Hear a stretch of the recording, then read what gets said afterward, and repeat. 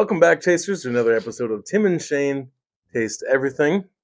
We're doing a classic bottle, one of Shayne's favorites, the Old Grandad 114. Now, I've heard some rumors about this bottle lately that they've been maybe going to discontinue it. I don't know. I still see it on the shelf. So either that's just backstock or who knows. Yeah, I hope it's not true because for budget to quality, you're going to be hard pressed to find something better than OGD 114. It's kind of like my go-to, especially if I'm at a place that's got a lot of fancy overpriced bourbons. I'll take a pour of 114, especially on a rock, man. It's super nice. I mean, it is just, and you're talking cheap. I mean, there was when I first started buying this stuff, it was in the 20s. I still see it for around Do 20. you see it there? Yep. I mean, most of the time I'm seeing now it's getting pushing up towards 30, which I still is dumb cheap to me. Yeah. For this. Yep. But it's one of my favorite Beam products, and I've always liked it. Mm-hmm. I think it'd be a shame. I mean, there's other old granddads. You know, they got a couple of things in that line, but this is the top for me. I think it's the one to get. They have a bottle and bond, and I think they have a lower proof one as well. Yeah, this is the one. There's no reason not to, because if you're gonna, I've had the other ones straight. Mm-hmm. Not great.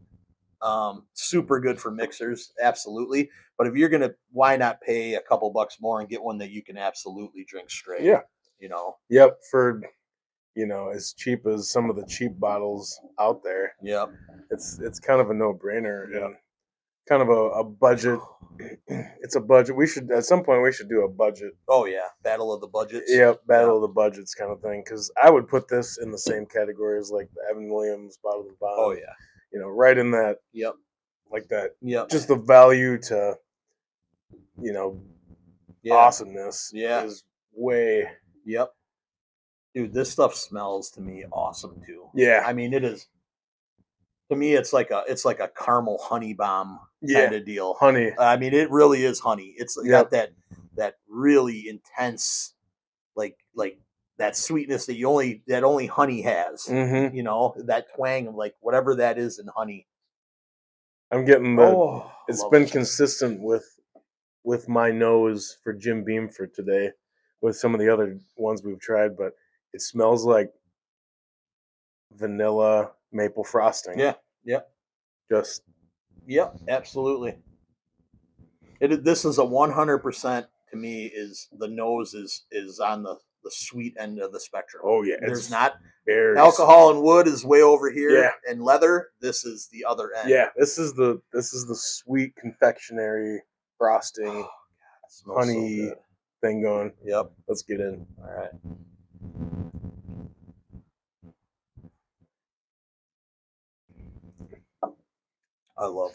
I can't get enough of it.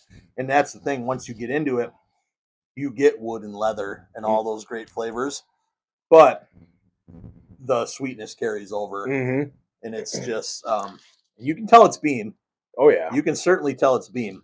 Not as much as regular Beam, like especially like the Bakers. Oh sure, no, yeah, you can absolutely. But there's Beam in the background. That's the backbone of the stuff. This to me tastes like if you took honey and put it over like frosted mini wheats. Like yeah, I got you with like that honey on wheat, kind of the graininess underneath, like honey wheat bread. I can get with that. I just think for the price, man, if you were blind, I would think this would be 2 or 3 times the cost of what it really is. Yeah, like probably. You could be at least double. Yeah, for sure. I mean, absolutely. And it's not even. I mean, it's 114 proof. But yep. Even the mouthfeel is nice and nice and robust. Mm-hmm. Yeah, man, that last sip I just took right at the end was like honey.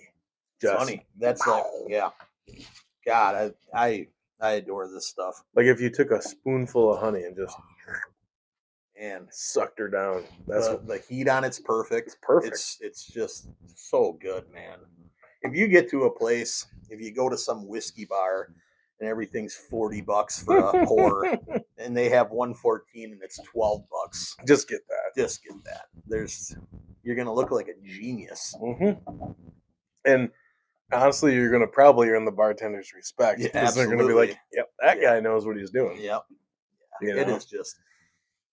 I've always been a fan of it. Even when when I first started getting into bourbon, this is always near the middle or the bottom of the shelves generally. Mm-hmm. And you're like, oh man, old granddad. It doesn't. It's not a sexy kind of Yeah. vibe going on. I do love the bottle. Yeah. I love the styling. I It's think a it's unique. kick-ass. You don't see that. No, you don't see a lot of these squat Mm-mm. You see a giant lot cork. Yeah, you see a lot of tall ones. Yeah.